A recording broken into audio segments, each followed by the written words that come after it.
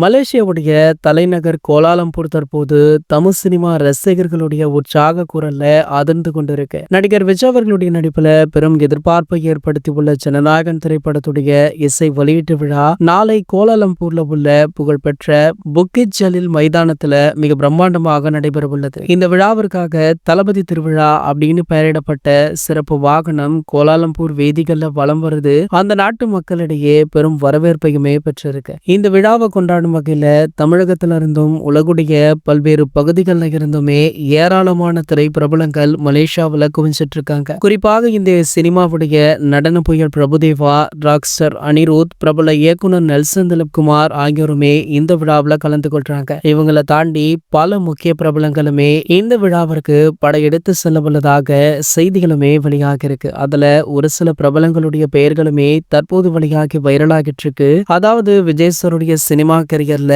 நடிகை த்ரிஷா அவர்களை யாராலுமே மறக்க முடியாது. 2 பேருடைய காம்போல வெளியான அத்தனை படங்களும் பாடல்களுமே செம்ம ஹிட் அடித்திருக்கு. கடைசியாக இவங்களுடைய காம்போல வெளியான லியோ திரைப்படம் கூட ஒரு நல்ல வெற்றியை கொடுத்தது. மேலும் பாத்தீங்கன்னா இருவருமே நல்ல நண்பர்கள் அப்படின்றதுனால நடிகை த்ரிஷா அவர்கள் கண்டிப்பாக ஜனநாயகன் ஆடியோ வெளியீட்டு விழாவில் கலந்து கொள்ள இருக்காங்களா. கூடிய விரைவில் அவங்களுமே மலேசியா செல்ல உள்ளதாக சொல்லப்படுது. சமீபத்துல தான் பாத்தீங்கன்னா தளபதி விஜய் அவர்கள் அவருடைய குடும்பத்துடன் மலேசியா சென்றார் அப்படின்றதுமே குறிப்பிடத்தக்கது. இது போன்ற செய்திகளை பற்றி நீங்க உடனே தெரிஞ்சுக்க நம்மளுடைய சேனலை மறக்காம சப்ஸ்கிரைப் பண்ணிக்கோங்க.